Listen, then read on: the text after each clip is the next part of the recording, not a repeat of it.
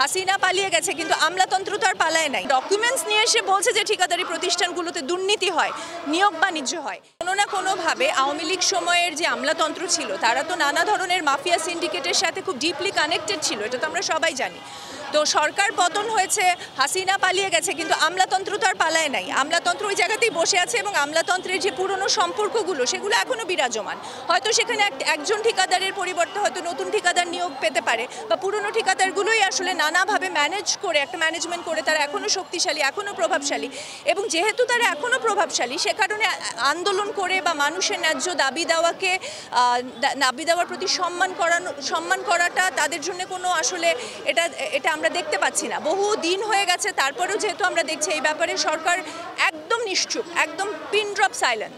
মানে হচ্ছে যে তারা আসলে ঠিকাদারি প্রতিষ্ঠানগুলোকে বাদ দেওয়ার ব্যাপারে এখনও কোনো সিদ্ধান্তে আসতে পারছেন না তা না, বরং সিদ্ধান্তে যে আসবেন তারা সেই বিষয়ে তাদের কোনো নড়চড় নাই। কারণ একটা আন্দোলনের ভিতর দিয়ে তো মন্ত্রণালয়ের মধ্যে আমরা আশা করি যে আমলাতন্ত্রের ভিতরে যারা বসে আছেন, যারা এটাকে ফলো করছেন তারা তো আলাপ আলোচনা করবেন, আর ওনারা তো বিভিন্নভাবে চেষ্টা করছেন তাদেরকে রিচ করতে। কিন্তু দেখা যাচ্ছে যে আসলে এটা আমলাতন্ত্র থেকে ঠিকাদারি প্রতিষ্ঠান বিষয়ে কোনো কথা বলা হচ্ছে না। তার মানেই হচ্ছে যে আমলাতন্ত্রের ভিতরে এমন এলিমেন্টস আছে যারা ঠিকাদারি প্রতিষ্ঠানগুলোর বেনিফিশিয়ারি বা ঠিকাদারি প্রতিষ্ঠানগুলোর সাথে কোনো না কোনোভাবে তাদের সম্পর্ক আছে। না হলে এইরকম একটা 1 বছর 3 মাস ধরে আন্দোলন চলছে, যারা ডকুমেন্টস নিয়ে এসে বলছে যে ঠিকাদারি প্রতিষ্ঠানগুলোতে দুর্নীতি হয়, নিয়োগ বাণিজ্য হয়।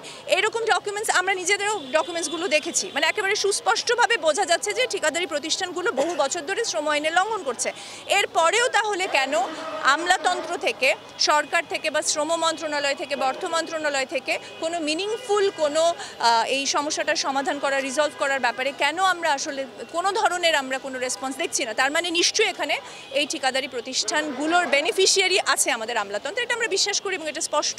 ওনাদের বক্তব্য যে প্রধান উপদেষ্টা বলেছিলেন যে ওনাদের দাবি যৌক্তিক হলেও কেন এতদিন পেন্ডিং? দেখেন, আমরা অনেক কথাই তো অনেক কিছু বলি। উপদেষ্টা একটা কথা বলেন, শ্রম উপদেষ্টা একটা কথা বলেন, শ্রম মন্ত্রণালয় থেকে অনেক ধরনের আশ্বাস দেওয়া হয়। বাংলাদেশের কালচারটাই হয়ে গেছে যে আমি যখন আন্দোলনের সঙ্গে থাকবো তখন সেখানে আশ্বাস দেবো, তারপর ওখানে গিয়ে ভুলে যাব। কারণ এখানে আমরা মনে করি যে এইখানে যে সিন্ডিকেটটা তৈরি হয়েছে সেটা যথেষ্টই শক্তিশালী, তাদের চাপ আছে, তারা আবার মিডিয়াকেও প্রভাবিত করছে। এই বিষয়েও কিন্তু দেখবেন আপনি খুব কম আসলে খবর আমরা দেখি, কারণ এত বছরের এত মাস হয়ে গেছে একটা শক্তিশালী আন্দোলন, কিন্তু এই আন্দোলনের ব্যাপারেও মিডিয়াকে আমরা দেখি খুব রয়েস হয়ে খবর প্রকাশ করতে। তার মানে হচ্ছে এই সিন্ডিকেটটা শক্তিশালী বলেই আমরা মনে করি যে সরকার এখন পর্যন্ত আগাতে পারছে না। এখানেই প্রশ্নটা আসে যে এত সংস্কার যেহেতু হচ্ছে, আমরা তো সংস্কারের মূল কথাটা কি ছিল যে এই সমস্ত মাফিয়া বিজনেস গোষ্ঠী যারা সরকারকে প্রভাবিত করে, সেই বিজনেস গোষ্ঠী বা মাফিয়া সিন্ডিকেটগুলোর প্রভাবকে সরাতে হবে সরকার থেকে।